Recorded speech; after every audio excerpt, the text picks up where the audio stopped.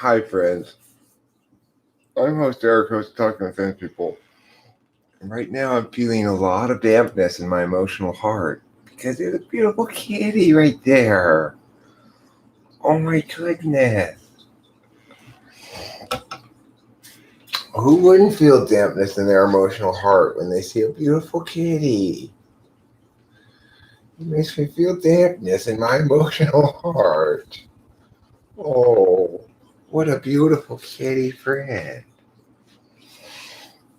Kitties make me feel a lot of dampness with their meows and their soft fur. They're wonderful friends. I love you. I do. I love you. Yes, I do. Oh my goodness. Oh yes. So beautiful. If you have an emotional heart within you, then you too may become familiar at some point with the feeling of dampness within. It's a feeling of dampness within you, within your emotional heart. With the wetness and dampness and dewdrops filling your emotional heart.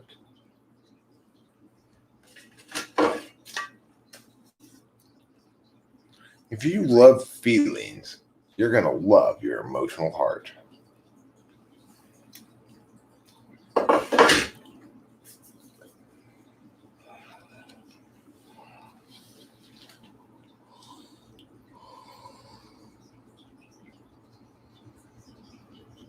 Well, this is what I would call my first bong rip of the day.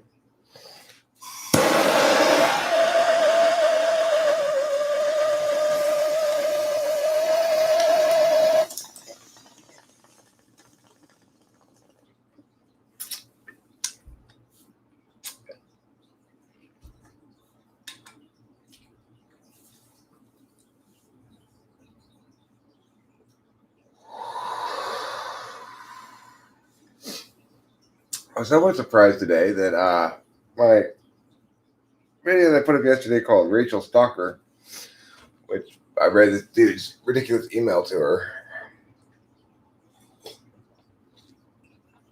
has 4 thumbs down and 6 thumbs up. It's like, whose thumbs down on that shit? I mean, granted, I could have read a little bit more clearly. I kind of rushed through the thing. Wasn't the greatest video ever, but cereal, though, you know?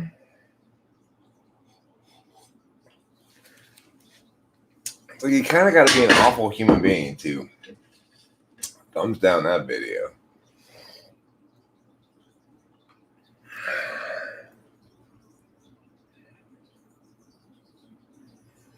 What day is it? Monday? Monday morning? Or Tuesday? No, it's Monday, right? Yeah, it's Monday the 28th. 2 days until Delilah's birthday.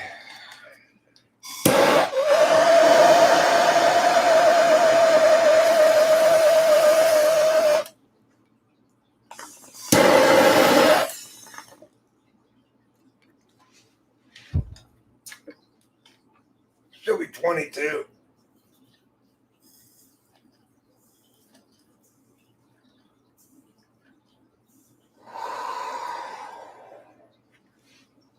It's easy for me to remember back to the day she was born, the hospital, the bringing her home, holding her in my arms in the kitchen, and saying my dad's stuff to her, you know, like, it's okay, daddy's here, daddy loves you. That kind of stuff. Hello, Alt. But now it's 22 years later. My life's totally different. I lived that first life, which was me, the biological mother, and Delilah for a couple of years. Then the biological mother bailed. Then Candace came on board, and I lived that life for the next, 14 years. Then Candace bailed, and after being single for a while, I got with Kimberly. That was a whole life. It was like 2 years in Laverne where, I had all these different people in my life and such. And now here I am with Rachel and living back at home. It seems like 4 lifetimes ago that Delilah was born. And yet, now she's 22. Or will be in a couple of days.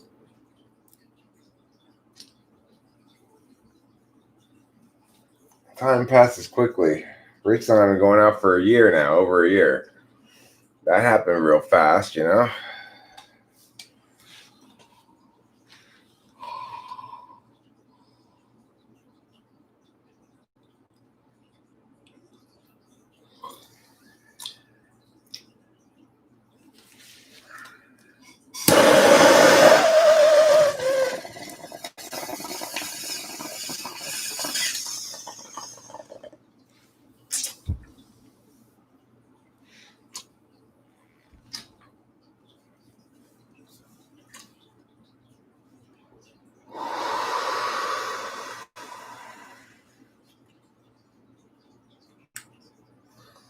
So, I've always relished the idea of making other people's shittiness public.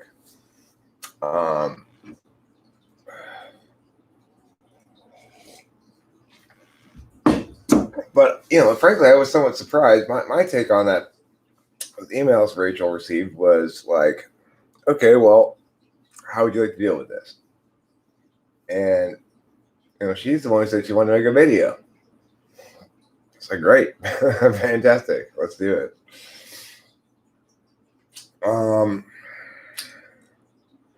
That's exactly my approach to things, too. So, yeah, we made that video, and I think it helped her feel a lot better. Can you imagine dealing with that email, though, when you're at the bottom of your life arc, as she was, a year and a couple months ago, maybe? That would be horrible. It's fine for her dealing with it now because she's not going to internalize any of it, because I'm here to call bullshit, and she's got plenty of support and etc.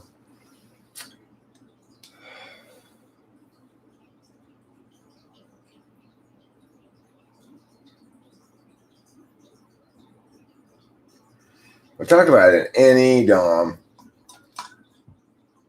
using their powers for evil. Almost certainly ENFP, I would guess. Could be an ENTP who's into astrology. It's not impossible.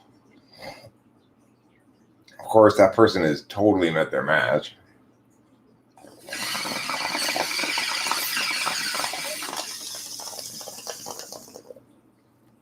Like, there's zero chance they're going to seem like anything but a douchebag once I get hold of them.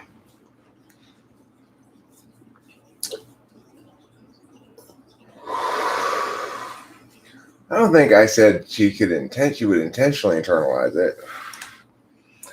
I think my point is that if you're in a low spot in life and you hear a bunch of negative shit about yourself, you're more likely to believe it.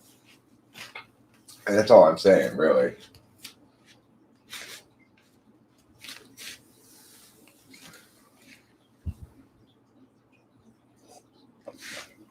Oh, okay. Well, I think you can intentionally internalize things, but it probably first requires a release of some kind. Like, I kind of intentionally internalized things when I quit drinking using prayer, but that required first that I give up on the idea that it was my will that was making the decisions, kind of. It's like I had to first relinquish my will to the idea that I was going to do what these other people said, even though I'm smarter than them, right? Which was a big challenge for me at the time. But I know I'm smarter than these people. Why would I do what they say? Well, because you're a complete idiot when it comes to this, Eric. you need to remember that. It's like you're a drunk and you're a complete idiot when it comes to alcohol. So it's like that's an example of me intentionally internalizing something. But and I know that you're sort of just going on a naturally occurring extension of the subject.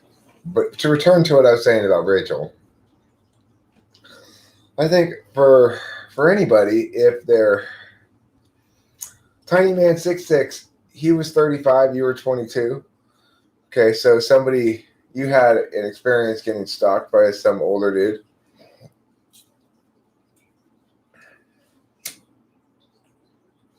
I'm sure that must have been unpleasant. I'm guessing.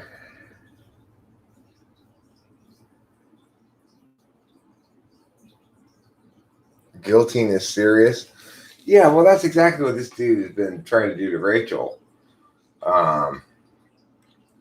Since, she definitely internalized the initial chops busting, where he busted her chops for not informing him that she had a boyfriend when they first started talking, like back in 2012 or something,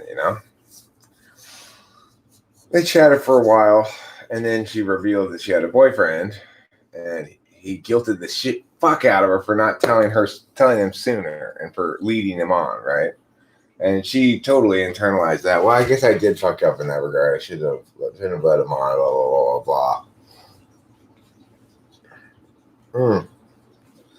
Well, really what was happening there was he was making her feel like shit. He sensed empathy and was trying to suck her dry. So anyway, then after they stopped talking or whatever, he comes back a few years later and says, okay, now I'm ready to be friends. No pressure, no romance. I know, okay, she had at that point another boyfriend, right? But he can't handle it. And then here we go again now, a couple years later.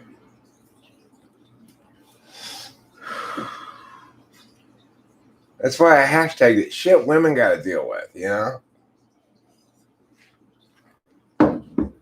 I've heard this story from other women too. This isn't the first time I've encountered this kind of shit, It hadn't been my own girlfriend before that I've experienced who's had this kind of shit, but I've talked to women friends who deal with some douche who's like, sending emails like that,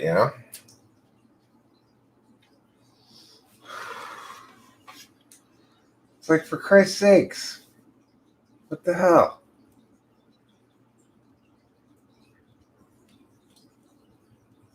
God, I mean, how thoroughly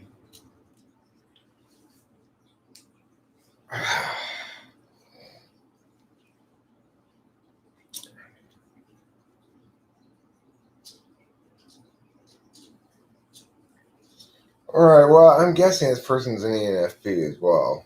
And ENFP has a blind spot for TI logic. They can be unfair and just listen to their own feelings, even if they seem nice because they're emotional in terms of emotional manipulation.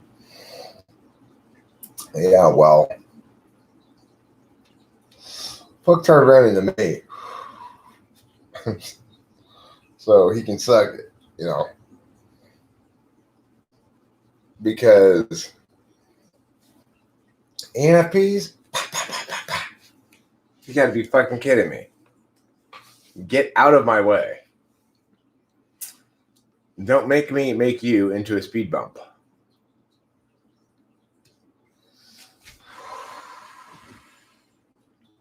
I mean, don't even dream of imagining of a day where any ENFP can handle their shit with me in front of them calling them out.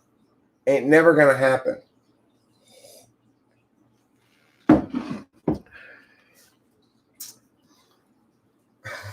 Oh, well, when I started this video, Super Walker, I had an intense dampness inside of my emotional heart because of this. Oh, yes. What a beautiful kitty. What a special kitty friend. My special kitty friend makes me dampen my emotional heart. It makes me go like this. It's feelings. Do you see my feelings?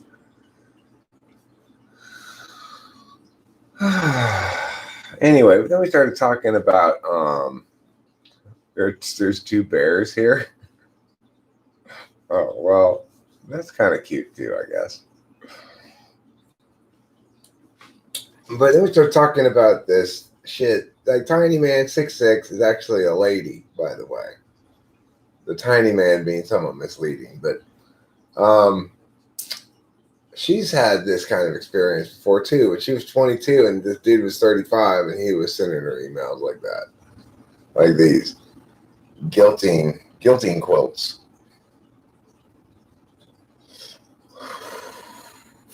You might call that particular form of abusive stalking guilt quilting. I think guilt quilting is a good term for it. If EHB is shitty, at least they own up to it and don't take themselves so seriously. I swear to God. Well, some EHBs do. Some don't. You know what was kind of funny is I was talking with my dad last night, and he was complaining a bit about Delilah, and he said,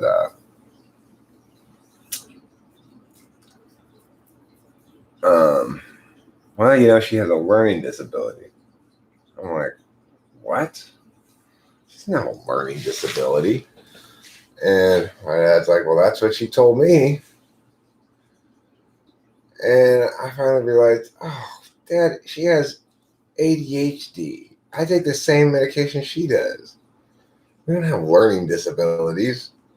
We just have motivational issues. And he's like, really? You take those drugs too? And I'm like, yeah. He's like, how long have you been taking them? Like, since I was like 40? He's like, I had no idea. Are you kidding me, Dad? Are you kidding me? What the hell? No, we don't have a learning disability. That's ridiculous. A learning disability.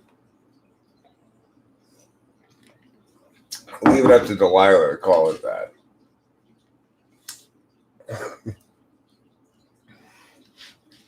I can eat STPs.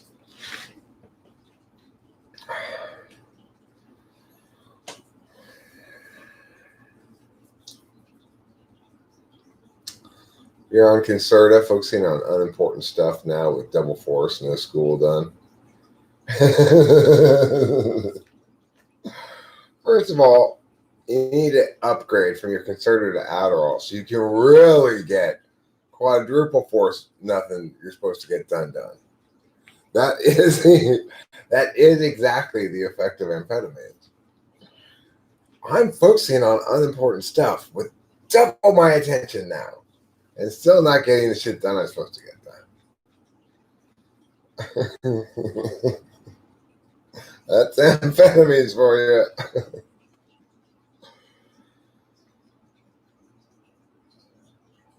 Oh, that's normal. Tiny man 6'6". That's normal. Makes my heart do that too. It's fine.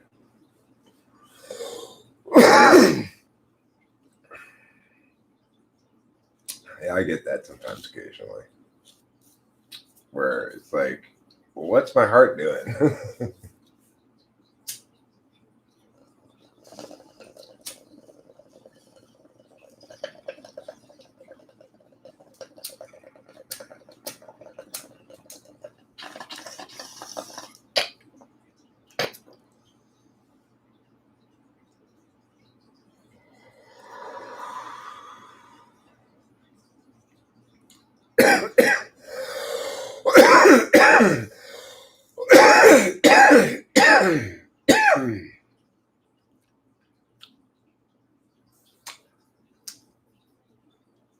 I like this. This is good stuff. This is ye old Skywalker.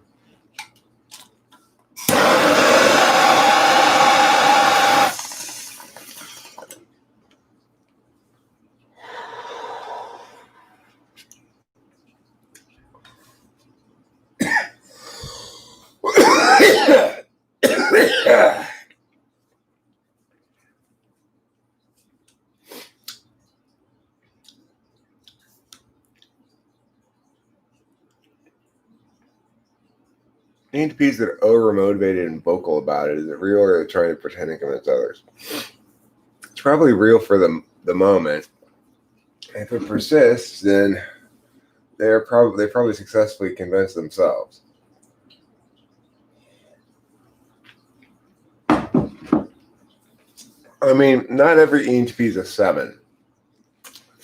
Being a 7 doubled down on my ENTP-ness. It makes me extra like, but I want to play this now. You know, it's hard being a 7 in an ENTP.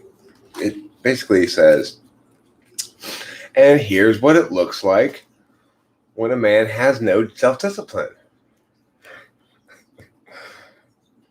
See? Here you go. Well, lucky you. I don't personally like the wings in the Negrum. I'm more of a tri-type kind of guy. But, you know, it's like, think about it this way, Martinell. I could try to pitch what I'm doing all the time as me being motivated about live streaming. I could try to pitch my constant live streaming as an example of, look, when you really want something, you can do it. You can if I wanted to lie to myself and frame myself as successful all the time, and that everything I'm doing is being purposeful, then I could try to frame it like that.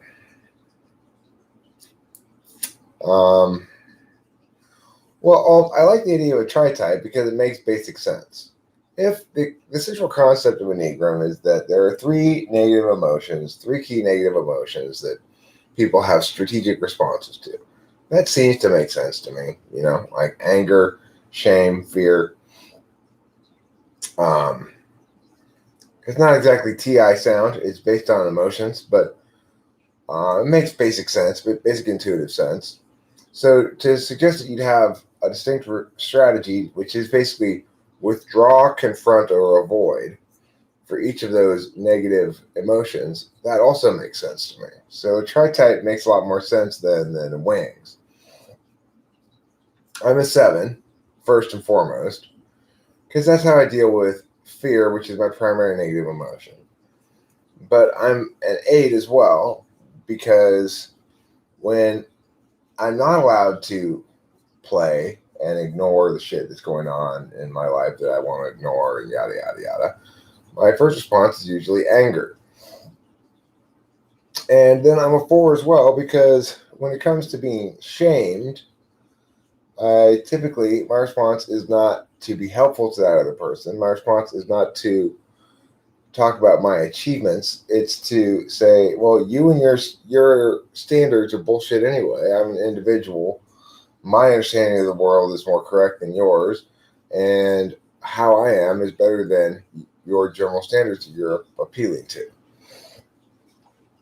So it's like, it's meaningful to describe myself in relation to each of those negative emotions and to say that I'm a 784 because I seem to primarily be consumed with issues of avoidance and fear. That makes me 7 first.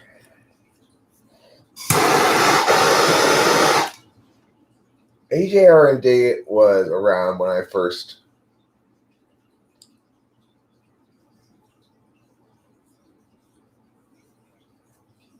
well, I mean, if you are a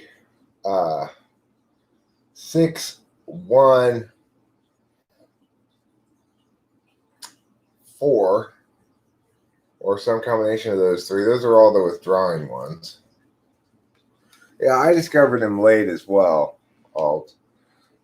He was basically, he was still doing some cognitive function videos and still had them up when I first started on YouTube, but it wasn't very long before they went down.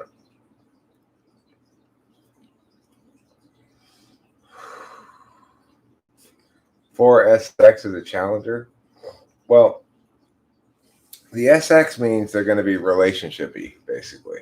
It doesn't mean anything more than that.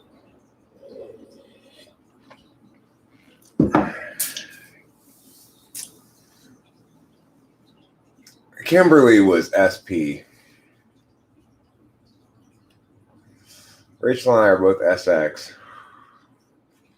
Although, you know,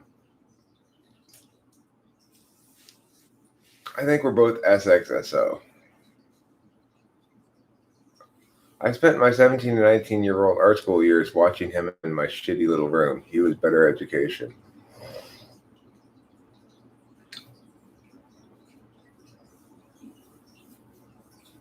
How old are you, Tiny Man 66? Because, let's see.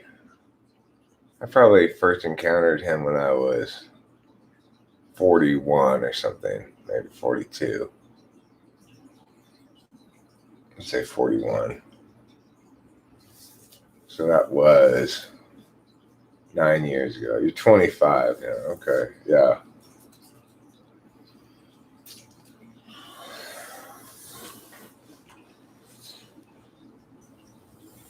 I got it a little bit late to see that process. I saw the very end of it. What happened to him anyway? It's like, did he have? I mean, I know the story basically of him going psychotic.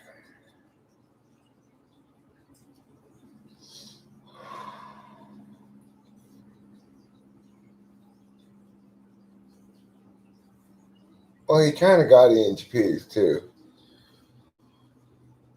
He's the person from whom I heard the idea that ENTPs were analogical, which launched a lot of thinking on my part.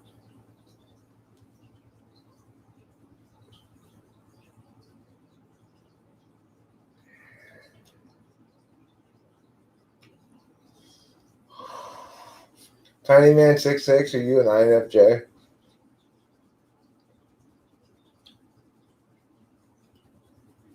Or an INFP?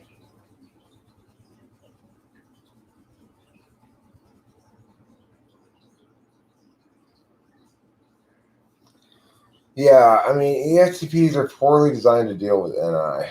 They really are not well designed to deal with it. Same with ESFP.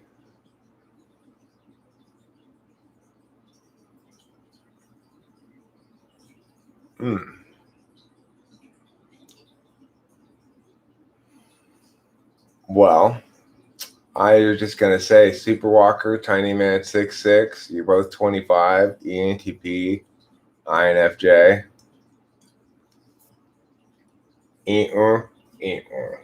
That's all I have to say about that. Bipolar, you can get it under control, no problem. Trust me. We did it with Rachel. We totally fixed that shit. Isn't that crazy? I am so like, everything with Rachel has gone so like as it should. You know,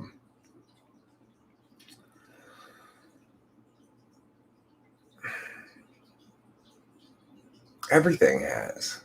It's like I've fought a lot of battles on Rachel's behalf, which I love to do. And Tiny Man 66, hey, listen, I'm host Eric. I know about things. Okay?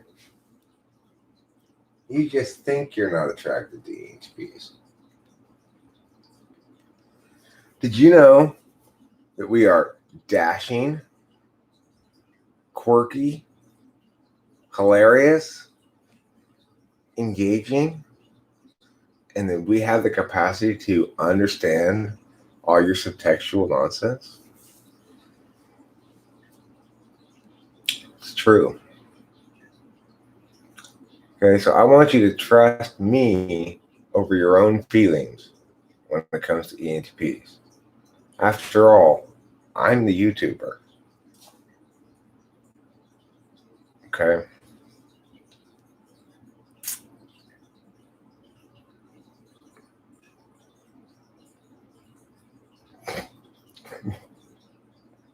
Them's fighting words, Tiny Man 66. Them is fighting words. You've rejected your obsessive ENTP friend.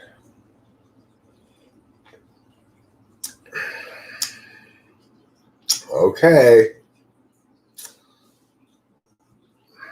That's fine. If you want to go for an ESTP,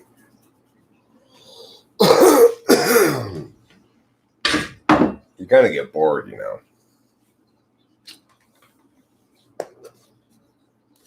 You just need a mature ENTP, maybe. I'm sure Superwalker's ultra mature. Aren't you, Superwalker?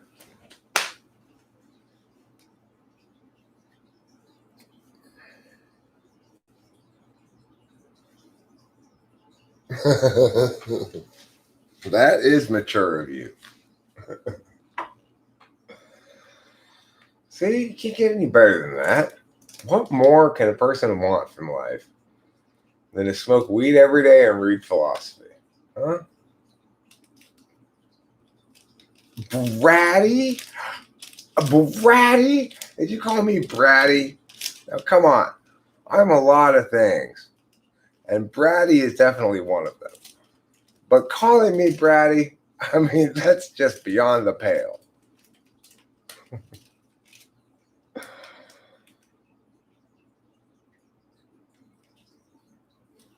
I'm not pessimistic. That's you, Mr. 8.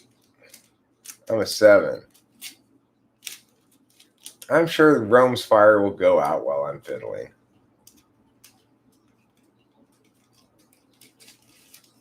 I mean, it started by itself, didn't it? I'm sure it'll go out by itself, too.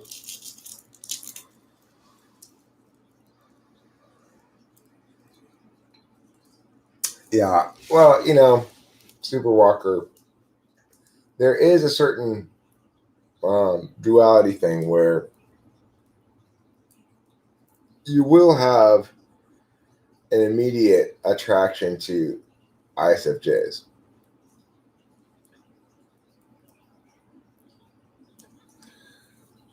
ESTPs also look like adults, but then do some Bart Simpson shit out of nowhere. It's adorable.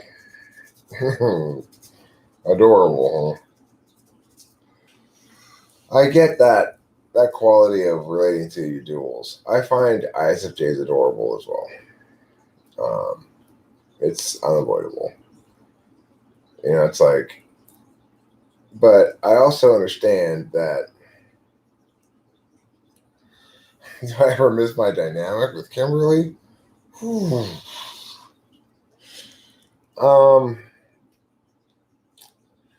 You know, I have a certain sadness in my heart for her. Like, I feel sad that, like, there was all this life I had in my head.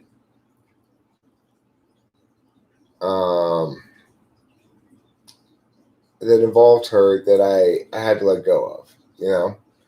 It's like I had a relationship with her son and her son's girlfriend, who was also an ISFJ.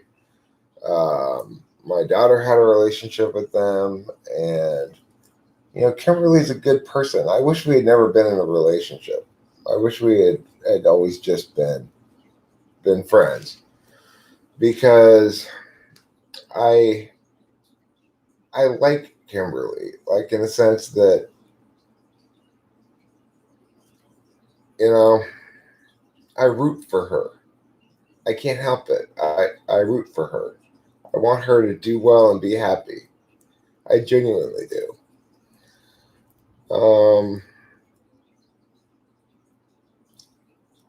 It's like I feel more about her than I do about other previous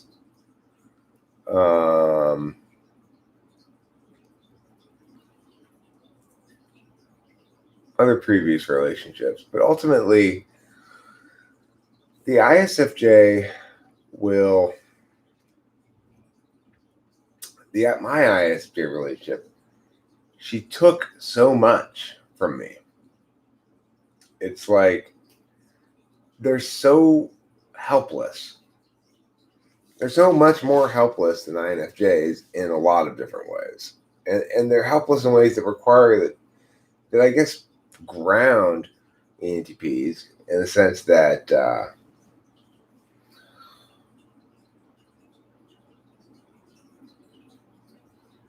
it's like you're constantly being brought back to real world problems that the ISFJ has bumblefucked their way into, you know? It's whereas INFJs seem to sort of float past those same kind of problems. Their TE polar expressing somewhat differently.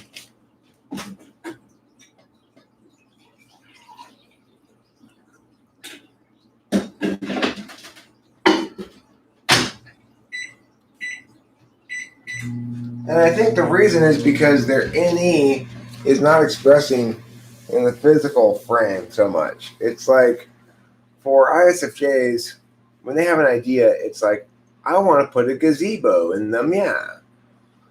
And that falls onto the ENTP to make happen. That's not where the NE of INFJs operates. It operates the same place that ENTP NE operates. And so INFJs require a lot less TE maintenance than ISFJs do. That's a huge advantage. Because while ENTPs like TEing for their significant other successfully,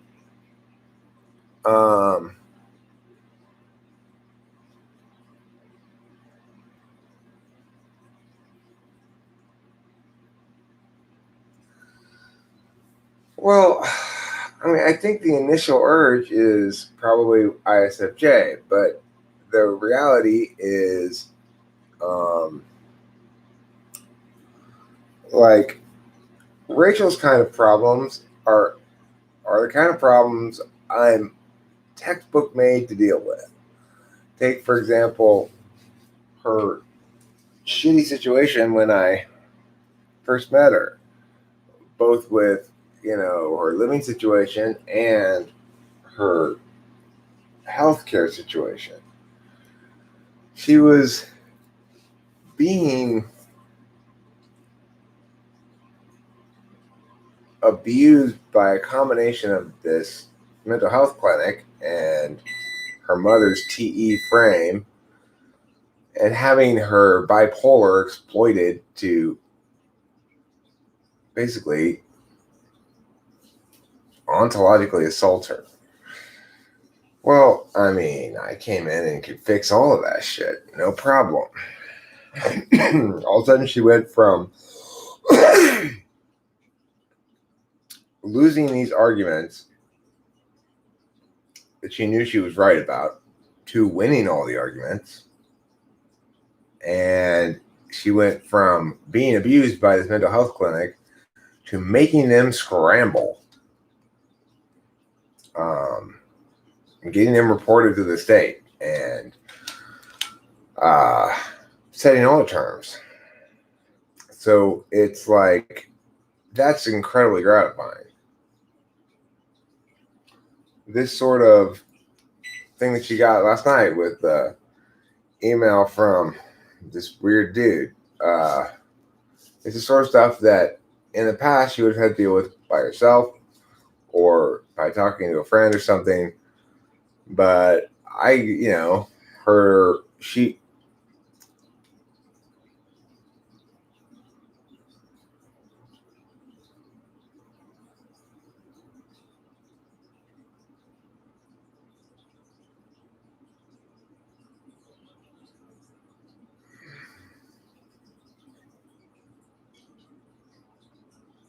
we act like our duels when drunk.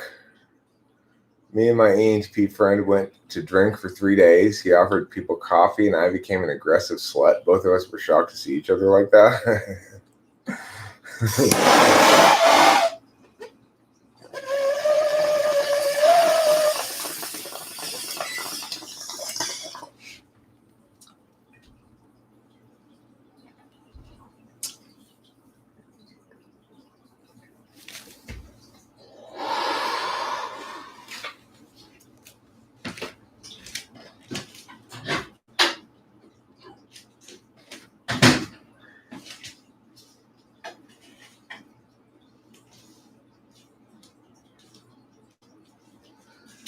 I mean, I don't think that accurately describes how I was as a drunk.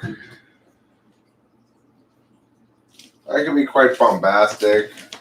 It depended, I guess. I did watch a lot of TV when I was drunk. That's true.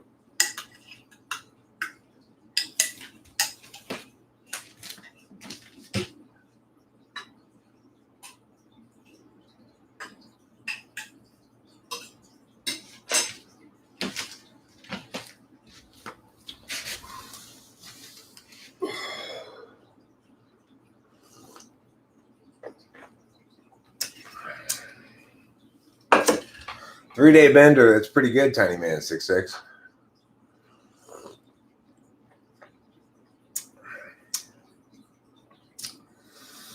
My experience with an EHP has been really good. My EHP friend questions me a lot and calls me out on behaviors jokingly, and I appreciate the realness from him. I see it as real. Probably is, you know.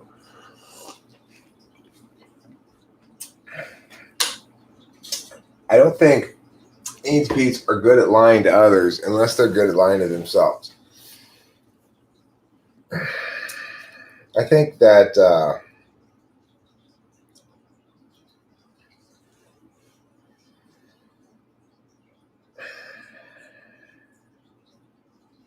I'm more like a landfill when I'm drunk.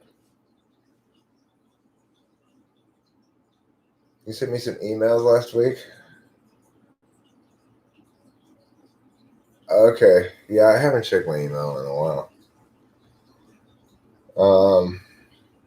I do that a lot. I go through email avoidance time. But I'll try to check it today. We'll see how it goes. Yeah, I'm just...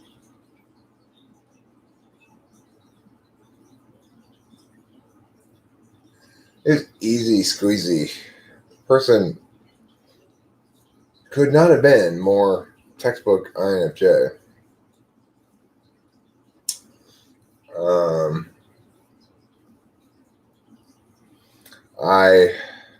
It's funny, I asked her to tell me whether a given value was absolute or instrumental. And I asked her, each of the 8 things, determinants, novelty, yeah. And she actually answered it exactly as one would predict an INFJ would answer it. I said, well, were you familiar with this value matrix ahead of time, assuming that being intuitive sort of naturally gained or something? She's never encountered it before. It was like, oh, that worked really well.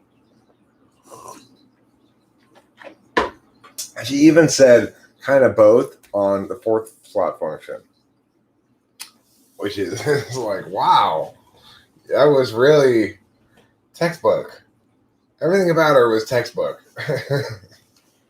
Your comments were getting muted for some reason. Can you tell me about that? Oh, right. Okay. Let me go to the comments thing here and go look at the held for review.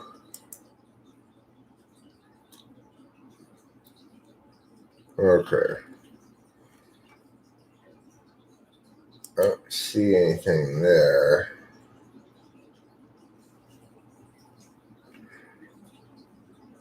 Here. Lynn. No, leave that one go because it's a duplicate.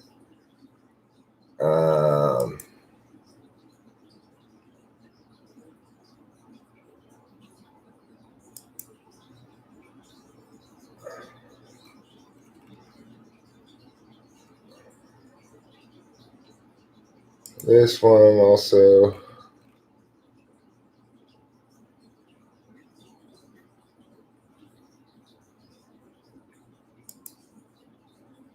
This one.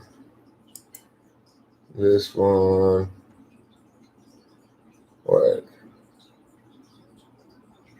I don't know what that is.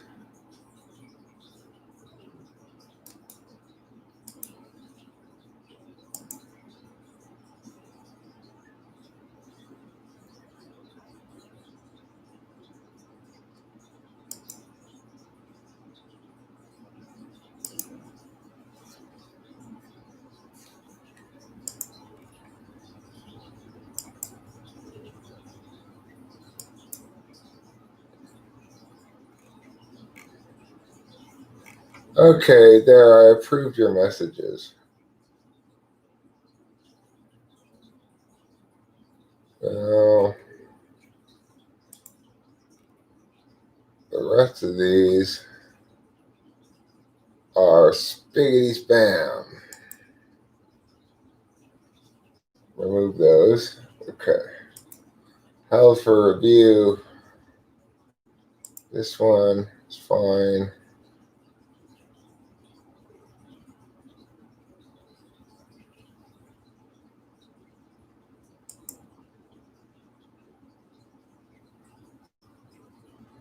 Potentially inappropriate. Well,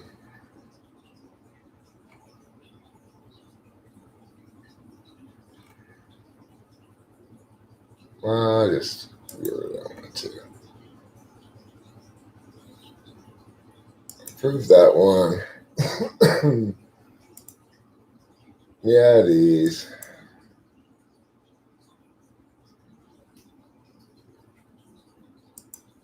There.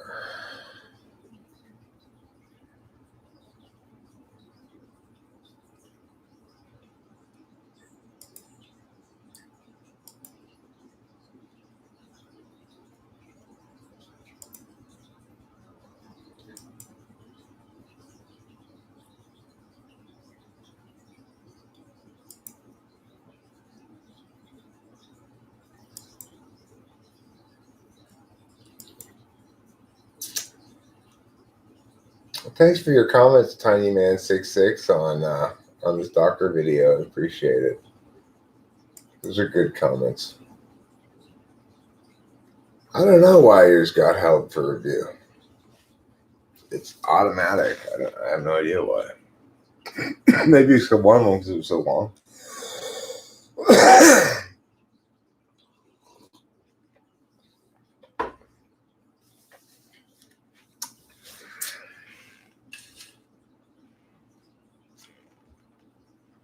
Yeah, sometimes it's like, okay, sometimes I'll go to the held comments and I'll see comments that were written like 4 months ago, but they didn't enter into the held comments thing until just now or a week ago or whatever.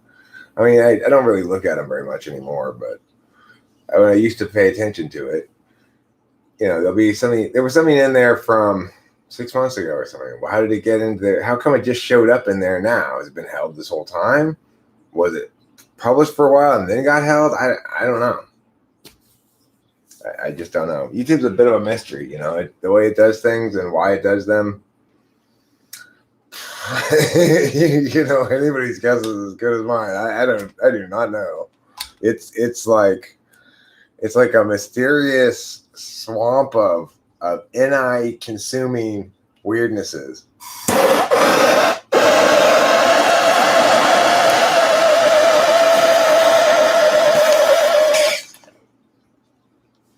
For example, no. Can I respond to yours now? No.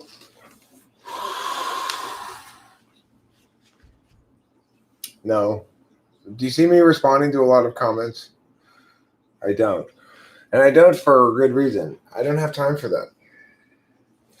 I don't want to do that. Every once in a while, I'll respond to a comment.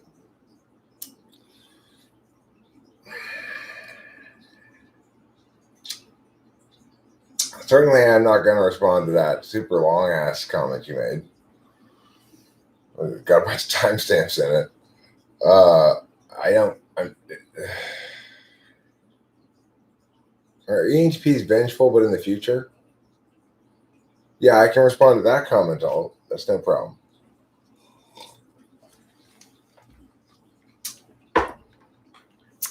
I mean, I don't think I'm vengeful, but I could see how you'd make the argument possibly that I am. You're welcome. You're welcome. It took a lot out of me, but I was willing to do it for you.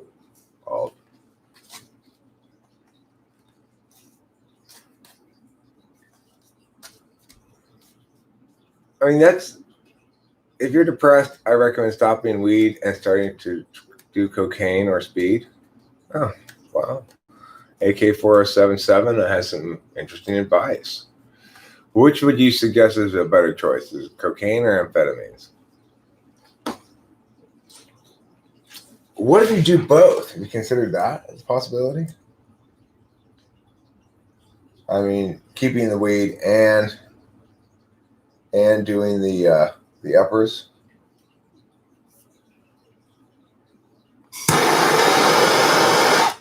But I've got good news. I'm pretty sure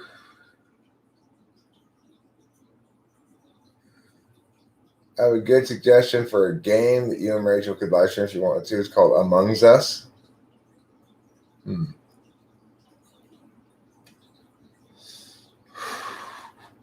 Probably would. Drugs that are addictive is not good for you.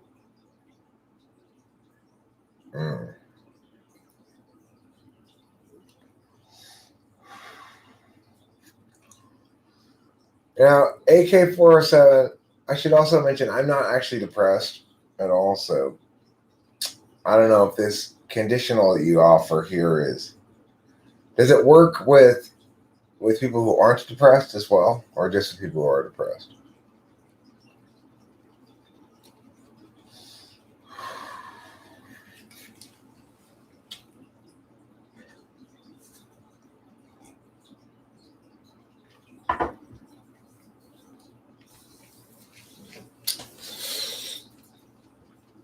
Is life just one long addiction?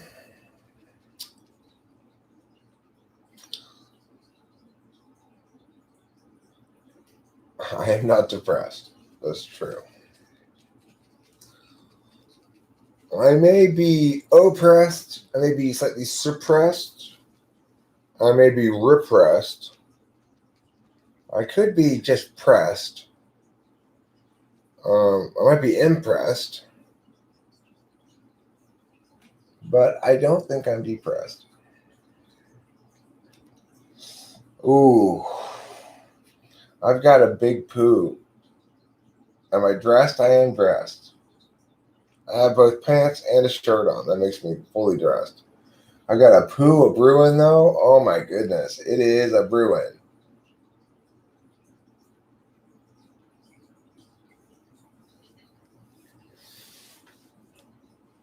Fine, I'll respond to your goddamn comment if you're still here.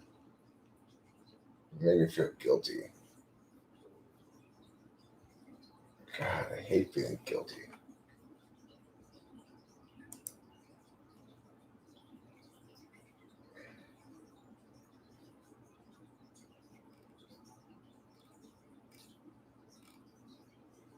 Lynn.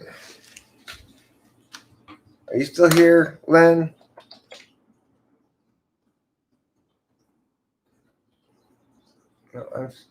No, no, not videos. I want comments. No, not title contains, Lynn. Comments. Search the comments.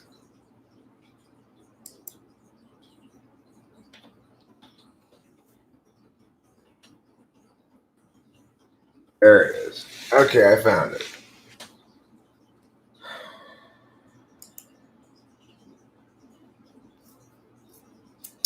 All right, 126. Here's a parent's job is supposed to be. This doesn't sound like a good argument to me because it's telling what it should be, not why parents owning kids' case is wrong.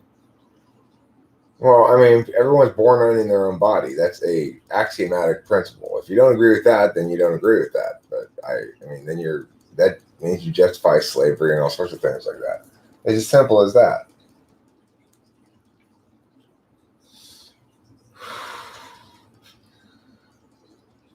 You're making arguments that I'm not making. Here you said a point that nobody likes to be forced or leveraged, so that's why he doesn't have a right to do that to us. That's not why he doesn't have a right to do that to us. The reason he doesn't have a right to do that is because you're born owning your own body and thus have the right to bodily integrity. It's axiomatic. It's not really an argument there, you know?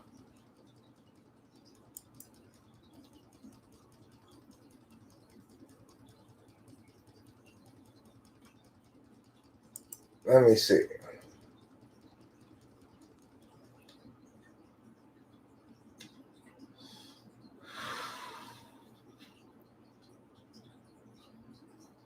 Parents don't have to follow their parents. People don't have to follow their parents' commands. They're not two systems. One of them is like oppression. In one understanding of things, it's okay for people to oppress other people in certain circumstances, and in other circumstances, uh,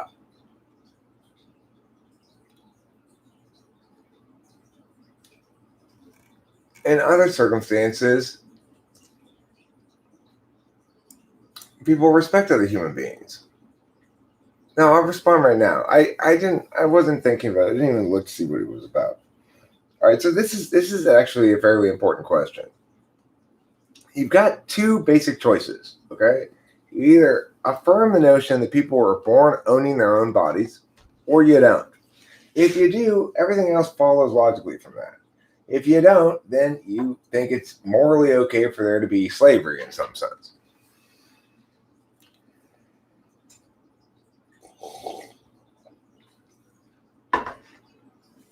It's not two different systems. It's one system in which people respect and understand that as a starting point, And there's another world in which people don't. It's not a system, it's their failure to uphold moral uprightness, their failure to uphold the good. Parents should love and respect their children. That's it. It's a moral absolute. No, animals do not have rights. That doesn't mean that people don't have responsibilities towards animals, but they don't have rights.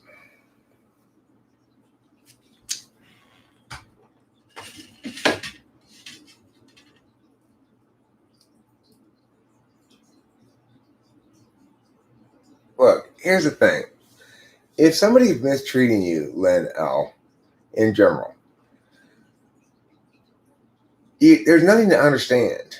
It's not okay for other people to be abusive to you in any way, shape, or form.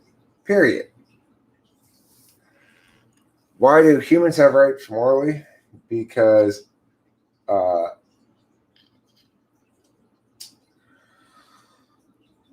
of language and the capacity to understand oneself as a contiguous being persisting through time. That's why, basically.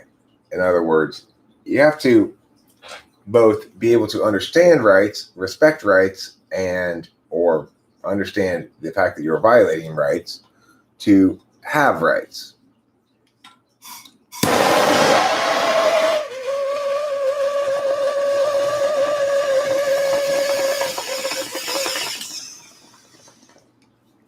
You could also say that rights are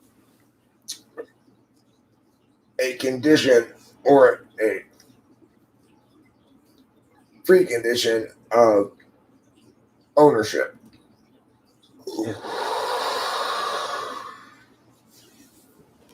The concept of ownership implies rights. It implies boundaries and it implies violations. So, not everybody has autonomy.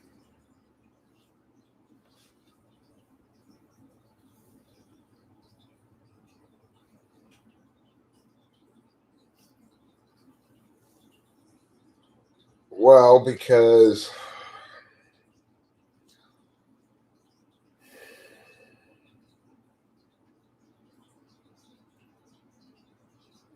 I mean,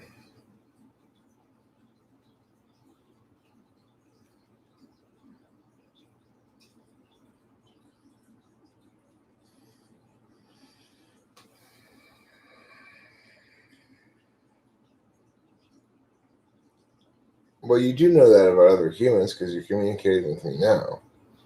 You know that I'm putting information out on the metaphysical field.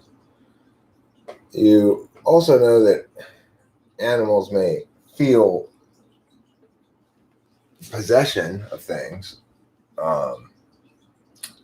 but that they don't respect the possession of others typically, except through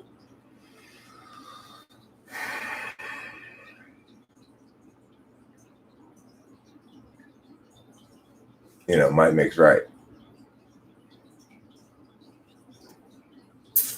So the thing is, until an animal can actually meaningfully enter into a contract with the person, we have to assume that their inability to do so represents an inability to do so. We see no indication of them meaningfully entering into contracts with each other. Nothing that persists across time. That's what the contiguous aspect is. With language, with written language, you've got records that persist across time.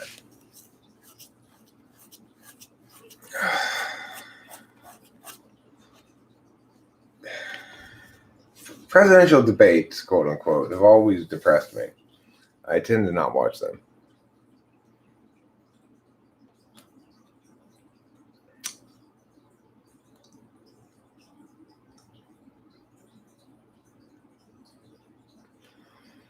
I mean, like I said, rights are axiomatic. You can't really prove that people are born owning their own body.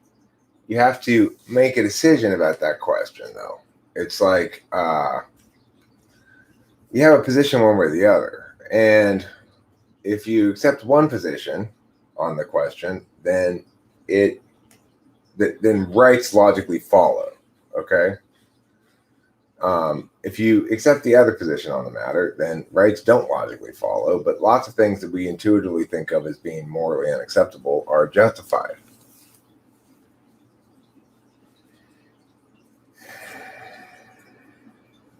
Right. If you're born owning your own body, you have a right to have rights. If you're not, then you don't. So it is a question of like, okay, well, why affirm that axiom? Well, the reason to affirm that axiom is because it produces answers that are consistent with our intuition regarding morality. That may not be a very satisfying warrant, but that's the best warrant we have. Well, the idea of owning your own body and having all the ownership rights over your own body are two different matters. So children undergo a period of what you might call regency. That is to say, parents care for them in anticipation of their attaining their own majority and having their full ownership rights. Regency is the idea that somebody sits in for the king until the king is old enough to become actual king. So it's like, let's say in the olden days you had a monarchy that the king died when his son was very little. Well, they'd have a regent stand in for the little king because the king was too little to actually make decisions and stuff. Regency is a good way to think of parenthood. Parenthood is you are regent to the inherent autonomous sovereignty that your child will grow into. They don't have full capacity to exercise that sovereignty until they reach their majority, and probably we should make that age even older, frankly, more like 21 or 22 or something, because 18-year-olds are adults, sort of.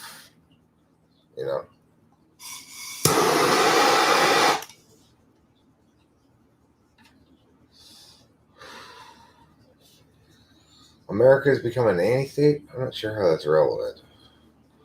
If someone is unconscious, would that mean someone could have sex with their body, or do rights persist despite them being unaware of their ownership of their body? So I'm going to answer that question, even though it's not directed to me. As a general rule, we because human identity persists over time, and their ontology is considered to be a persistent entity rather than a ongoing process. Naturally, we allow people's rights to persist even when they're unconscious.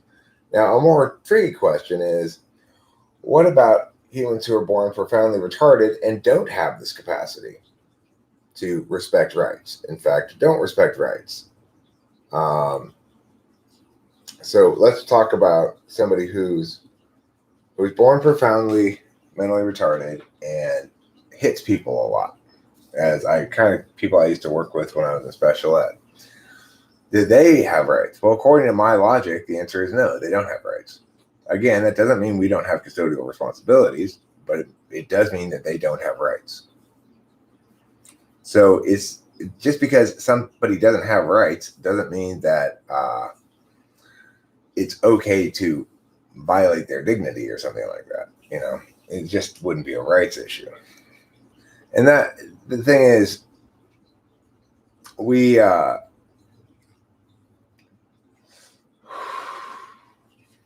don't typically think it's acceptable to say that kind of stuff,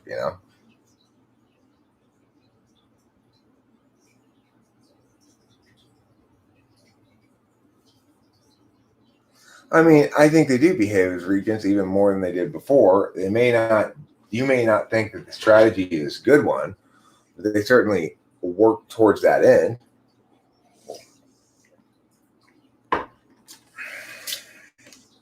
The world's a kinder, gentler place than it used to be.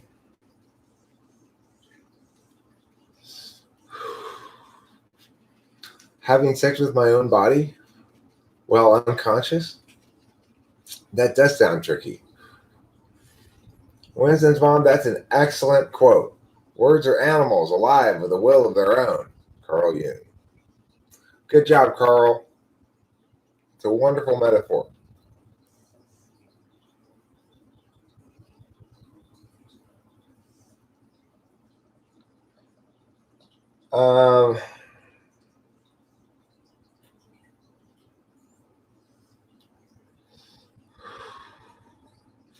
I've got to poo. I can't deny it any longer. It's really starting to push down on the event horizon of my anus. So I'm going to have to ask you guys to please chat amongst yourselves briefly while I go inside and poop. I think he was both, Swift Eagle, because he was an INFJ.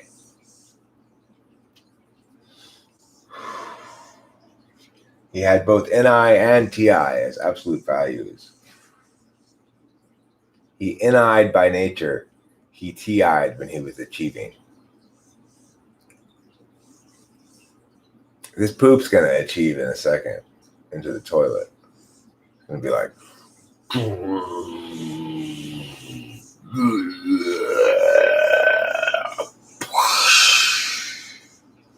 So it's going to be like... All right, so while I'm gone pooping, true that, Joe Wisdom. But while I'm gone pooping, I would like everybody to please have sex with your own unconscious body and be fantasizing about Carl Jung while doing so. It's going.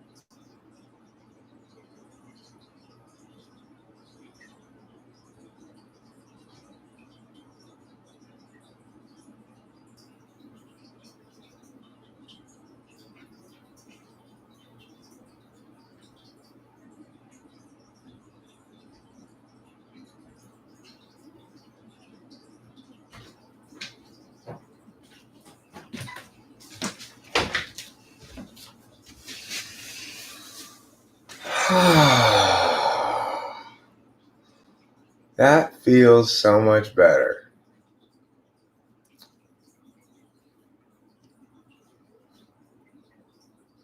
Yeah, I agree with your comment.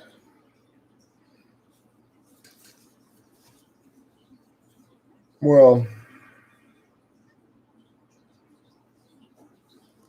I mean, yeah, I feel light and lithe and free as a schoolgirl named Julie. It was quite a large poop.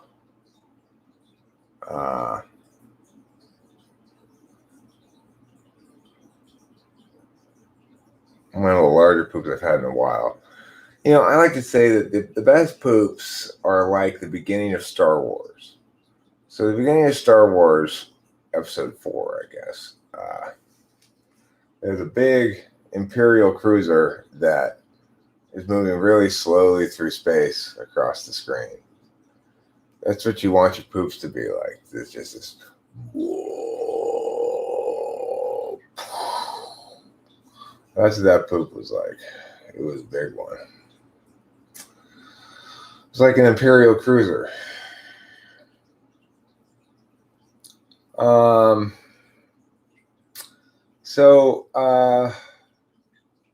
think I'm gonna wrap this up because I got work this morning at 11, and I kind of want to lie down for a little while before I work.